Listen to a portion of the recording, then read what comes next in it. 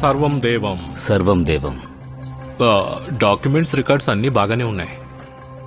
Cash అవన్నీ check చేసావా? చేశాను, దేన్ని టచ్ చేయలేదు. ఇది దొంగతనమో దోపిడియో కాదు గోయల్. నా దృష్టి నువ్వు అర్థం చేసుకోలేకపోతున్నావు.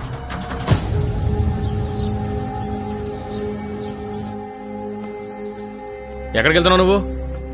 పాస్ ఉందా? నువ్వు ఇలా బయటకు వెళ్ళడానికి వీల్లేదు. నేను ఇంటికి వెళ్ళాలి. మళ్ళీ ప్రారంభించావా? నన్ను మా నాన్నగారు ఇంటికి పిలిచారు. మీ నాన్నగారు మాకేమీ ఫోన్ చేసి చెప్పలేదే. ఫోన్ చేసి మాట్లాడించు. ఏంటండి దౌర్జన్యం? నేను వెళ్తానంటే వెళ్తాను. ఎలా వెళతావు నువ్వు? ఇక్కడి నుంచి ఎవరు వెళ్ళలేరు, అర్థమైందా? సర్పాల్, తాను పూర్తిగా మారిపోయేంత వరకు తను ఇక్కడి నుంచి ఎక్కడికి వెళ్ళకూడదు. లోపలికి తీసుకువెళ్ళండి. పద. వదలండి. అరే, లోపలికి వెళ్ళండి. అందరూ మీ రూమ్స్కి వెళ్ళండి.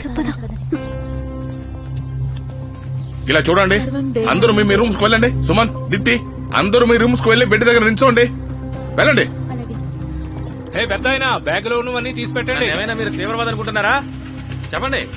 7 గంటల నుంచి లైన్లో నిలబెట్టి ప్రాణం తీస్తున్నారు. మీరు చెకింగ్ చేస్తున్నారు. ఏం చేయమంటారు? మాకు ఇది నచ్చలేదు, కానీ ఆర్డర్ మేము పాటించాలి కదా.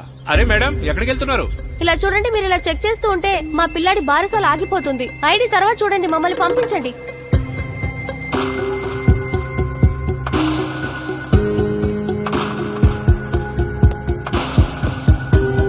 సర్వం దేవం.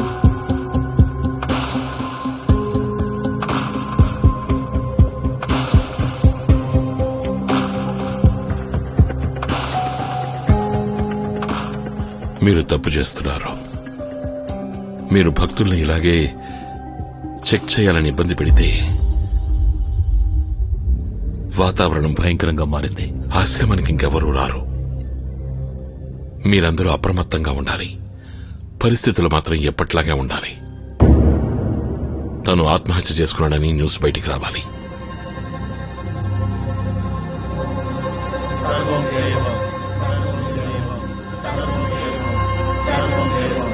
సర్వం దేవం. సర్వం దేవం. సర్వం దేవం.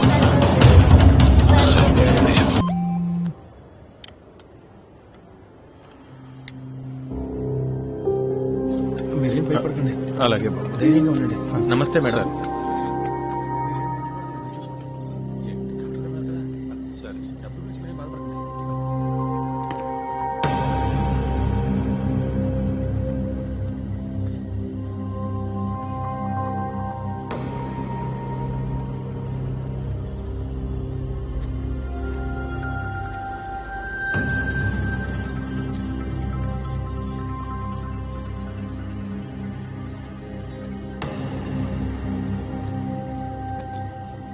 Are you mad? ఎందుకు అలా చేసావు? ఒకవేళ అక్కడ ఉజాగర్ లేకపోయి ఉంటే నువ్వు ఒక్కడివే మేనేజ్ చేయగలుగుండేవాడివా? మేడం గారు, ఉజాగర్ గారి టైం బాగుండి నేను అక్కడున్నాను. లేకపోతే ఆయన లాస్ట్ బ్రేకింగ్ న్యూస్ ఎప్పుడూ అయిపోయేది. ఏదో ఒకటి చేసి మనం ఆయన అక్కడి నుంచి బయటికి తీసుకురావాలి. మైకల్ చాలా తీవ్రంగా గాలిస్తున్నాడు. నాకు తెలుసు. అరేంజ్మెంట్స్ అన్నీ అయిపోయాయి, కానీ ఒకవేళ ఇమీడియట్ గా బయటికి తీసుకొస్తే ఆబ్వియస్ గా తన మీద డౌట్ వస్తుంది. తర్వాత ఏం చేద్దాం అనుకుంటున్నావు? నా పని ఇంకా పూర్తి అవ్వలేదు మేడం గారు.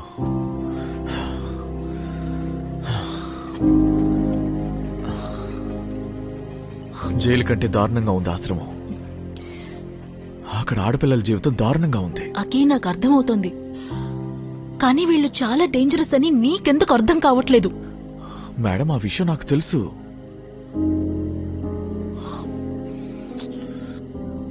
నేనేదో ఒకటి చేస్తానులేండి. అకే, మనం ఇప్పుడు ఏం చేసినా చాలా జాగ్రత్తగా చేయాలి. ప్లీజ్.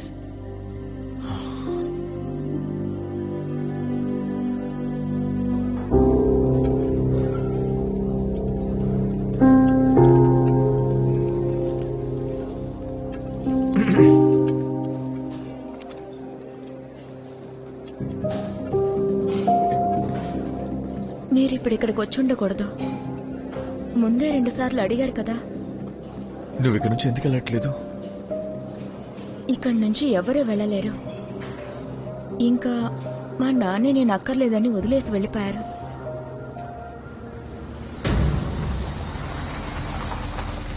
ఆయన ఎప్పుడు తిరిగి వస్తారు? రోహిత్కి సమాధానం చెప్పలేకపోతున్నాను.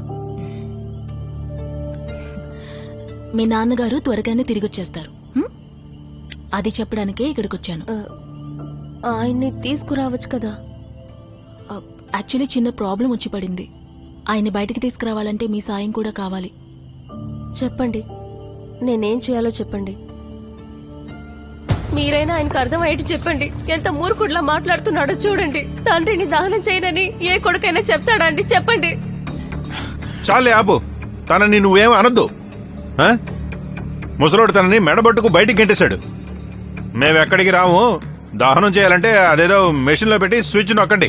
అరే నువ్వు కొడుకువేనా? అసలు నువ్వు ఇంటికి పెద్ద కొడుకు అయ్యుండి నీ తండ్రి దహన సంస్కారం చేయకపోతే పాపం ఆయన స్వర్గానికి ఎలా వెళ్ళగలరు? అలాగా? మా జీవితాన్ని నరకం చేసిన ఆయన్ని దహనం చేసి స్వర్గానికి పంపాలా? అలాంటోడిని అసలు మురికి కాలువలో పడేయాలి. పిచ్చనా కొడక, నోరుంది కదా అని ఏమైనా మాట్లాడతావా? బట్టతల నా కొడక ఏంట్రా మా బాబురా. నేనేమన్నా మాట్లాడతాను? నీకేంట్రా? నీకంత ఓపిక అంటే నువ్వేంట్రా? శవం కాలుతుండగా నింపి తీసుకుని నీ గుర్తులో పెట్టుకో. ఈ పిచ్చనా కొడుకుని కలిసి తీసుకెళ్ళు. వదిలే వెళ్ళు. తనకు అర్థమయ్యేలా చెప్పు. గొడవ పడద్దు. బండి తీసుకొచ్చిందా? మలంగన్నా, మిమ్మల్ని వదిలి వెళ్ళడానికి మనసు రావట్లేదు. వీడిని పంపిస్తాను, నేను ఇక్కడే ఉంటాను. నేనెక్కడికి వెళ్ళిపోతాను? వెళ్లి దహన సంస్కారాలు పూర్తి చేసిరండి. మీకోసం ఎదురు చూస్తూ ఉంటాను. లే వెళ్ళనివ్వండి. నేను రాను.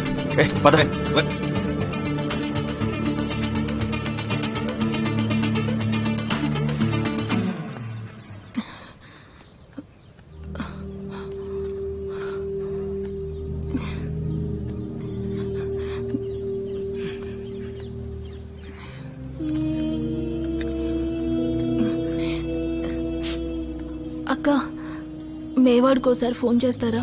మా అన్నయ్యతో మాట్లాడాలి. సరే చేస్తాను.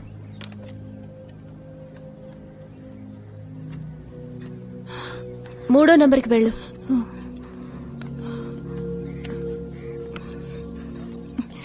నేను ఇక్కడ బాగానే ఉన్నానమ్మా. మీ ఆరోగ్యం జాగ్రత్త. త్వరగా వచ్చేస్తానులే. సరే ఉంటాను. హలో పమ్మి. అన్నయ్య, ఏమైంది పమ్మి? అన్నయ్య, నాకేం అర్థం కావట్లేదు.